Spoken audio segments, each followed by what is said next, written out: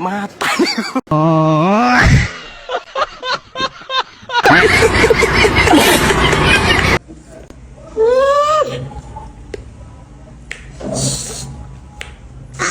Mata. Oh my. Mata nih gue. Mm. 100% quick. আসসালামু আলাইকুম দর্শক, দেখতেছেন বল খেলতেছি। বলে কিন্তু পর্যাপ্ত ইকো আছে, এ নিয়ে কোনো সমস্যা নাই।